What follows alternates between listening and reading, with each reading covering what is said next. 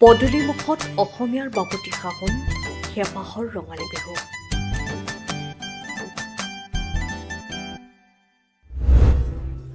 ঢোল পেপাৰ মাতত ৰজন জনাইছে চৌপাশ।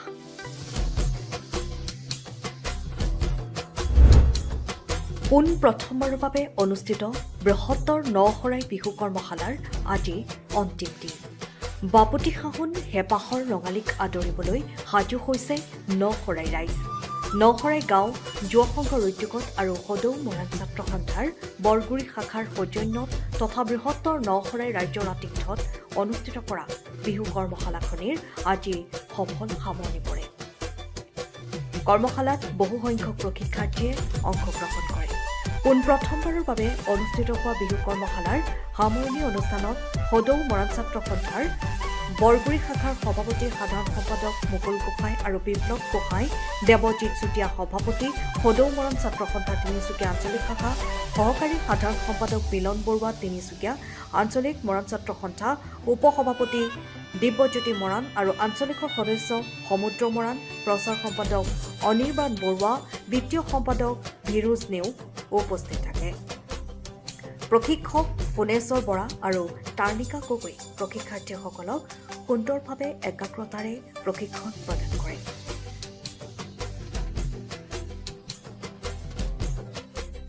দেখিছেই অসমৰ বিভিন্ন প্ৰান্তত কৰ্মশালা বা বিহু প্ৰশিক্ষণ চলি আছে। তেনেধৰণেই আমাৰ নশৰাই গাঁৱৰ যুৱ সংঘৰ উদ্যোগত আৰু সদৌ মৰাণ ছাত্ৰ সন্থা বৰগুৰি শাখা সমিতিৰ আমি নশৰাই গাঁও স্থিত নশৰাই গাঁও প্ৰাথমিক বিদ্যালয়ত আমি বিজনেছ কৰ্মশালা 12 দিনীয়াকৈ আয়োজন কৰিছোঁ। প্ৰায় অন্তিম পৰ্যায় পালেহি আৰু ইয়াৰ দ্বাৰাই আমি অৱগত কৰিব বিচাৰোঁ যে বিহুৰ আমাৰ অসমীয়াৰ পৰিচয়, বিহু আমাৰ আৱেগ হয় আৰু ঠিক তেনেধৰণে আমি প্ৰতি বছৰে আমি পালন কৰোঁ। তেনেধৰণে আমি এবাৰো আমি পালন কৰিবলৈ ওলাই আহিছোঁ আৰু বৰ বিশেষ ক'বলৈ নাজানো, যিহেতু উপযুক্ত পোৱা নাই। ঠিক দেখাই কৈ কিনে মই সময় বক্তব্য সামৰণি মাৰিলোঁ। ধন্যবাদ।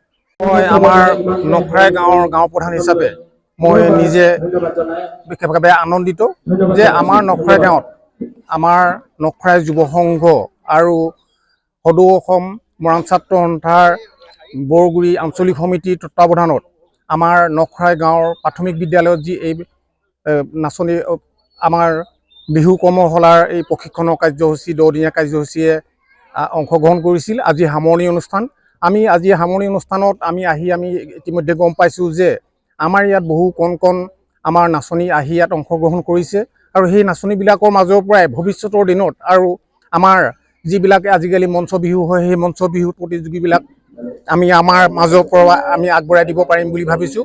আৰু আমাৰ ইয়াতে এই প্ৰশিক্ষণৰ কাৰ্যসূচীৰ দ্বাৰাই আজি তেখেতলোকৰ এই অনুপ্ৰাণিত হওক, যাতে তেখেতলোকৰ এই বিহুৰ জৰিয়তে যে আগন্তুক আমাৰ যিবিলাক প্ৰতিযোগী হয়, সেই প্ৰতিযোগীবিলাকত তেখেতলোকে অংশগ্ৰহণ কৰি সুনাম কঢ়িয়াই আনক আৰু এই বিহু সংস্কৃতিৰ জৰিয়তে আমাৰ অসমীয়াৰ মানদণ্ড বজাই ৰাখিবৰ বাবে আমি তেখেতলোকক আগবঢ়াই দিয়াৰ বাবে আমাৰ এই উদ্যোক্তাসকলক মই বিশেষভাৱে ধন্যবাদ জ্ঞাপন কৰিছোঁ আৰু অনাগত দিনত তেখেতলোকক আমি স্থানীয় ব্যক্তি হিচাপে আমি সহায় সহযোগিতা আগবঢ়াই যাম আৰু তেখেতলোকৰ এই কাৰ্যসূচী তেখেতলোকৰ আজি সফল ৰূপায়ণৰ ক্ষেত্ৰত আজি যিখিনি ইয়াত স্বীকাৰ কৰিলে আমি সেইখিনি শলাগিছোঁ আৰু সকলোকে শুভেচ্ছা জনাই আৰু আগত দিনত আপোনালোকৰ চেনেলৰ জৰিয়তে যে আজি বহুল প্ৰচাৰৰ বাবে যে এই গাঁৱৰ ভিতৰৰ পৰা এনেকুৱা এখন বিহু কৰ্মশালা আপোনালোকে প্ৰচাৰ কৰিবৰ বাবে আগবাঢ়ি অহাৰ বাবে আপোনালোকৰ চেনেল নিউজ চেনেল যিমানকেইটা নিউজ চেনেল আহিছে